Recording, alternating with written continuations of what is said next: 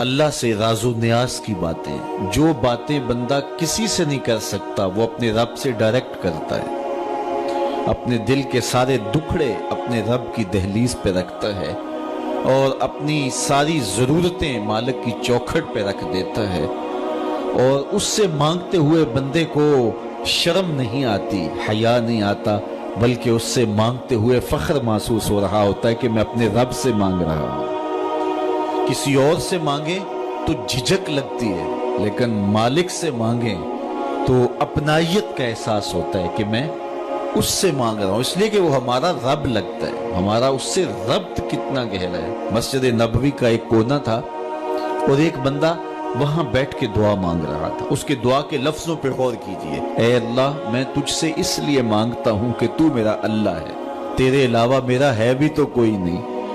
تو یہ وہ دعا مانگ رہا تھا اور مسجد نبوی کے کونے میں بیٹھا تھا. حضور نے دیکھا تو ایک صحابی سے کہا، وہ جو دعا مانگ رہا ہے اس کو جا کے بتا دو تمہاری دعا قبول ہو گئی ہے. وہ مانگ اس ڈھب سے رہا ہے. تو یہ دعا اپنے رب سے نیاز ہے، دعا خود عبادت ہے. جب تمہاری ضرورتوں کا کفیل وہ ہے تو پھر اس سے نہیں مانگیں گے تو کس سے مانگیں گے؟ اور جب اس سے بندہ مانگتا ہے تو پھر وہ مانگنے والے کی لاج بھی رکھتا ہے. ان ربکم حیی کریم یستحیی من عبدہ اذا رفع یدیہ ان یردہما صفرا. تمہارا رب حیا کرنے والا کریم ہے.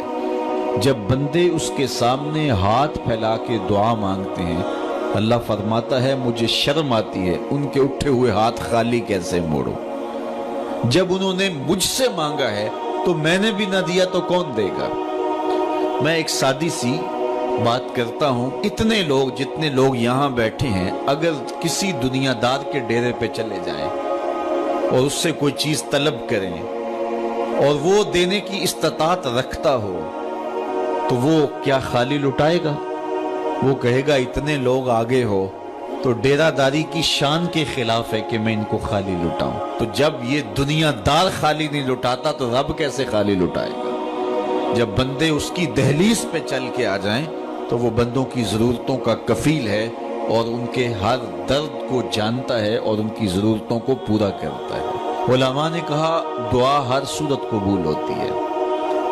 یا تو یہ ہے کہ فوراً قبول ہو جاتی ہے، جو مانگا فوراً مل گیا، اور کبھی ایسا ہوتا ہے کہ فوراً نہیں ملتا، حکمت ہوتی ہے اور فوری دینا مناسب نہیں ہوتا تو اس کو فوری نہیں دیا جاتا، لیکن دعا بعد میں کچھ عرصے کے بعد اس کی ڈیمانڈ پوری کر دی جاتی ہے. اور کبھی ایسا ہوتا ہے نہ فوری دیا جاتا ہے نہ بدیر دیا جاتا ہے، اس دعا کو ذخیرہ کر لیا جاتا ہے اور حشر کے دن اس کا بدلہ دیا جائے گا. اور روایت میں آتا ہے حشر کے دن جب ان دعاؤں کا بدلہ دیا جائے گا جن کا بدلہ دنیا میں نہیں ملا تھا تو لوگ آرزو کریں کہ کاش کہ دنیا میں کوئی دعا قبول ہی نہ ہوئی ہوتی، سارے صلے آخرت میں ملتے. اللہ اکبر. کبھی ایسا ہوتا ہے جو مانگا جاتا ہے وہ نہیں دیا جاتا، اس کے بدلے میں کچھ اور چیز دے دی جاتی ہے جو اس کی ضرورت ہوتی ہے اور جو اس کے لیے مناسب ہوتی ہے. وہ کچھ اور مانگ رہا ہوتا ہے لیکن اللہ اپنی حکمت کے تحت اسے کچھ اور عطا کر دیتا ہے. بہر صورت دعا قبول ہوتی ہے اور بندوں کے اٹھے ہوئے ہاتھ اللہ پسند کرتا ہے. آج یہ بھی بحث چلتی ہے نہیں مانگنا چاہیے، فلاں وقت میں نہیں مانگنا چاہیے. تو وہ کہتا ہے مجھ سے مانگو جب بھی مانگو، میرا دست کرم تمہیں دینے پہ آمادہ ہے. اور اگر کوئی نہیں مانگتا تو فرمایا کل ما یابو بکم ربی لولا دعاؤکم. اے محبوب فرما دو اگر یہ نہیں مانگیں گے تو اللہ بھی پرواہ نہیں کرے گا. مانگنا تمہاری ضرورت ہے، اگر تم مانگتے رہو گے تمہاری جھولیاں بھرتا رہے گا، اور اگر تمہیں اسے نہیں پکارو گے تو وہ بھی تمہاری پرواہ نہیں کرے گا. تو اس کے حضور دعائیں مانگو، اپنی آرزویں پیش کرو، اپنی تمنائیں اس کے حضور پیش کرو. اچھا دنیا داروں سے مانگیں تو اپنے لیے مانگتے ہیں، لیکن اللہ سے مانگو تو اپنے لیے بھی مانگو، اوروں کے لیے بھی مانگو. وہ کریم ہے، وہ دیتا ہے اور خوش ہو کے دیتا ہے، تو اس سے مانگو، اس سے جھولی